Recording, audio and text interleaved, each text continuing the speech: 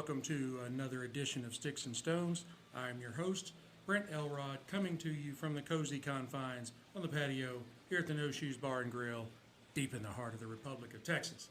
I have a great show lined up for you today. I am pairing a Macanudo orange label with Akashi Ume Japanese whiskey. I think it's going to be a very interesting matchup. So right after this, we are going to pop the cork, cut the stick, and get to toasting. Now, the Macanudo Inspirado orange label, this particular stick is a Gigante or Gordo, 6x60 on the ring gauge. Now, you're going to have to bear with me on the makeup because there's a lot of things mixed into this orange label. It has a filler of Olar and Piloto Cubano tobaccos from the Dominican Republic, Honduran Yamastran, and Nicaraguan Omentepe leaves, all rolled up in the filler. The binder is Honduran Yamastran, and the wrapper is an Olancho San Agustin from Honduras. That Augustin messes me up because I want to say Augustine. The stick visually is a beautiful, beautiful tan color. It's got tight, basically invisible seams, very minimal veining, and it does have a triple cap. Now on the nose, I get right away like stables or barnyard. I pick up some notes of brown sugar for kind of a sweetness. And just a hint of like a citrus or a melon. It's got a very interesting aroma on the nose. Okay, let's move on.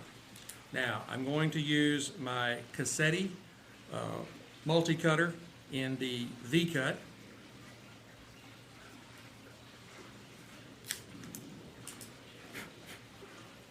All right, wonderful cut. Now on the cold draw, it's got a very easy draw, not too easy, not too tight.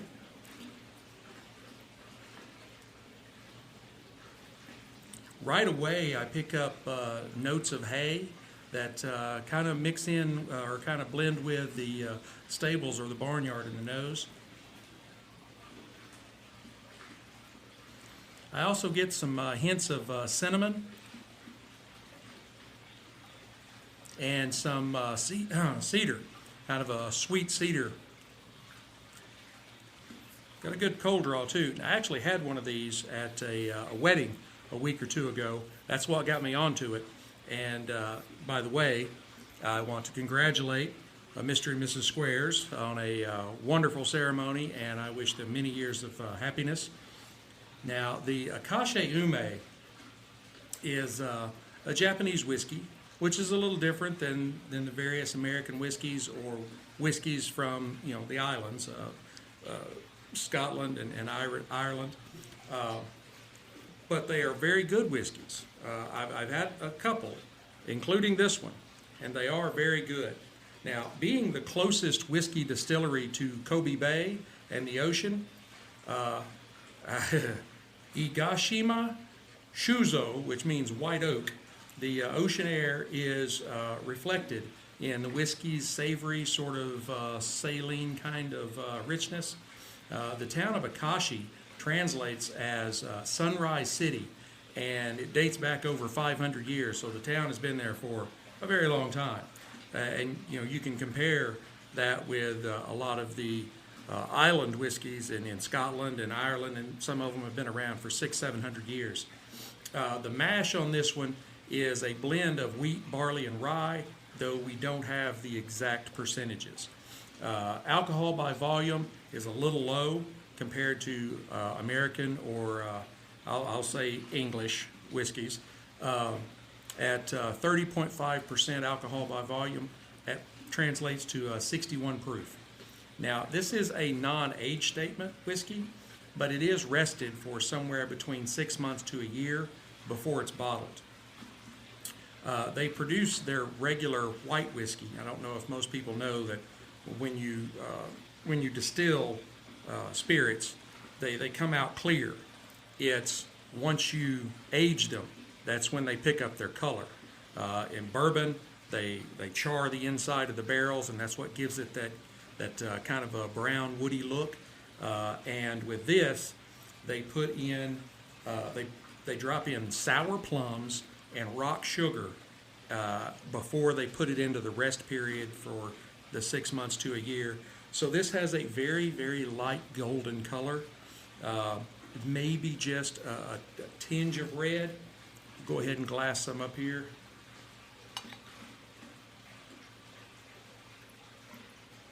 Unfortunately, the Japanese do not know my affinity for corks. This is a screw-on cap. I always love to hear the cork pop.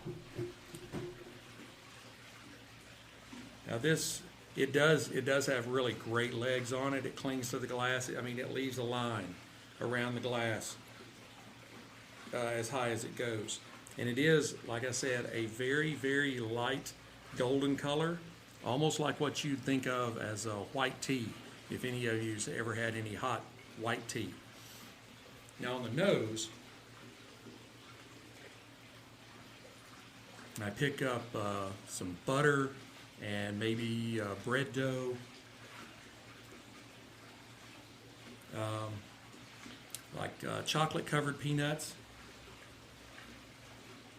a hint of lemongrass or citrus, and then there is a slight hint of that spicy rye grain. Now on the palate,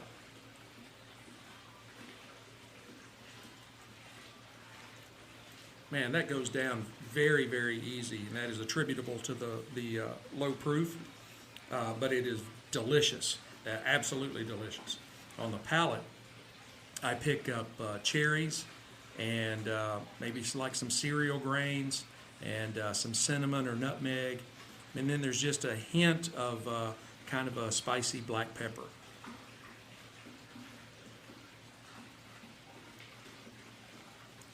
That is that is a wonderful whiskey. I mean, I really enjoy this.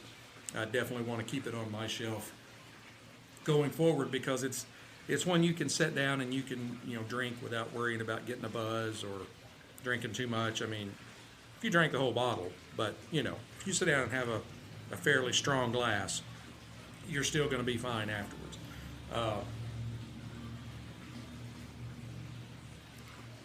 On the finish, it's kind of a medium length finish, and I pick up like dry apricots and maybe a touch of oatiness.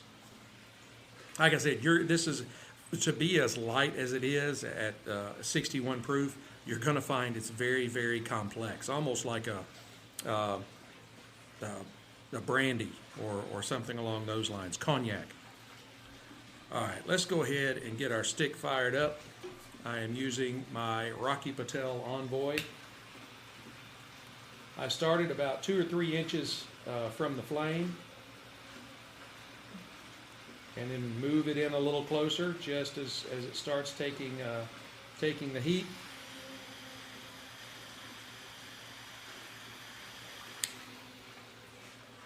And then when I put the stick in my mouth, I touch the tip of the cigar to the base of the flame, but I don't cram it into the fire.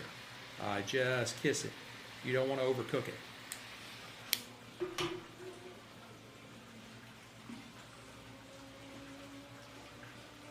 That has a really, really nice velvety mouthfeel.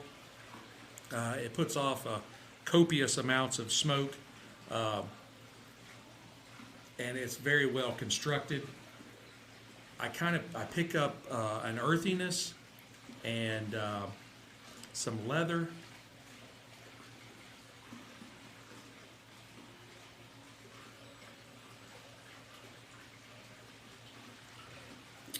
Some spice and some floral and fruity notes in it.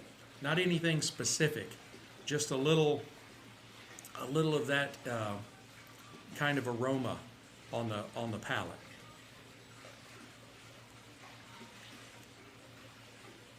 All right, let's try these together.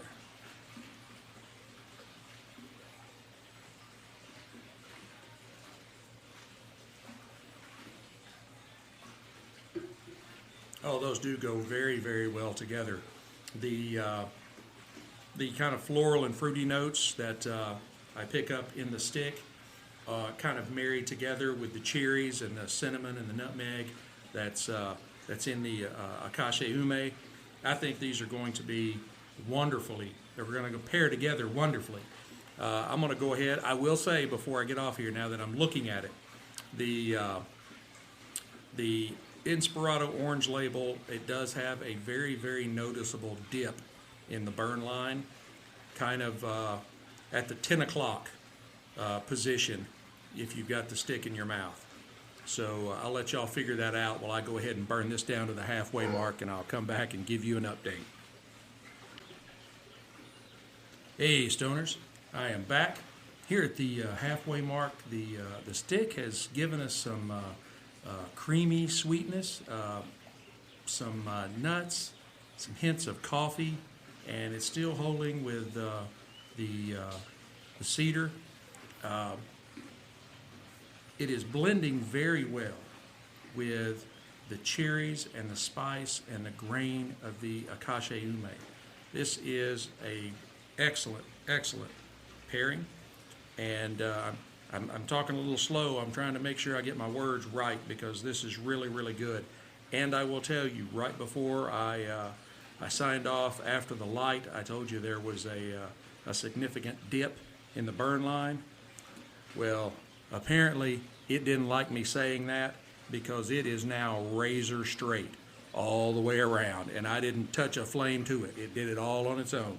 The Macanudo Inspirado orange label is a very, very good cigar. It's a nice mild to medium cigar that mixes very well with the low proof fruitiness of the Akashi Ume plum flavored whiskey. I'm going to go ahead and burn this down to the band, and I will come back and give you my final thoughts. Oh, by the way, I hope you all enjoyed my last episode, the interview with Brandon Marsh from Big Sky Cigars out of Montana. If you haven't listened to it, go find it and listen to it. Learn a little bit about the cigar industry, learn a little bit about guys that I mean, they start from scratch, you know, and are building a nice little empire in Montana. So go ahead and give that a listen. But I am going to go ahead and burn this down to the band, and I'll come back with my final thoughts. Hey, Stoners, I am back. We have our stick down to the band, and our glass is empty. The stick actually transitioned again here near the end in the last half, where we got some leather and a little burnt wood, but not as strong as a charcoal. It's just like if you had started burning a piece of wood and then put it out, and it didn't have a chance to really char. Kind of that in the flavor profile. The spice did ramp up a little. All in all, it was a very, very good smoke. Oh, excuse me. And I think the Akashi Ume was a really good spirit to pair it with. The stick is kind of a mild to medium stick, and the Akashi is a very tame spirit at 61 proof. I would give the stick a really high 95 matchsticks. I really enjoyed the stick. Like I said, it's a mild to medium. It's about a good 55-minute smoke, and it's got a pretty complex palate to it. And the Akashi Ume, I did a review on it a couple of months ago, and I gave it a 90, mainly because of the lower proof in that pairing video. But I think I want to go back and revise that to about a 94. I think the flavor and the aroma are wonderful, and I think a 10-point deduction for low proof that's just probably a little excessive. So I'm gonna correct myself and bump that up to about a 94. Now, I hope you have enjoyed this episode. I have enjoyed bringing it to you. Be sure to hit like, subscribe, share, notify so that you know when I drop new content. Give us a thumbs up wherever you're listening to us from. You can pretty much find me anywhere. I am on Pandora, Amazon Music Podcasts, Apple Podcasts, Google Podcasts, Spotify, and my hosting is done on Podbean, so you can get me there as well. Be sure to leave me comments. Tell me how you like the show, what you think I'm doing right, what you think I'm doing wrong, or send me direct messages. Do you want me to see me pair a particular stick and spirit together, or you have one and want to see what I can pair it with and the other? I am happy to field all of those. But until we get to be together again, keep your sticks dry, your stones cold, and have a great day.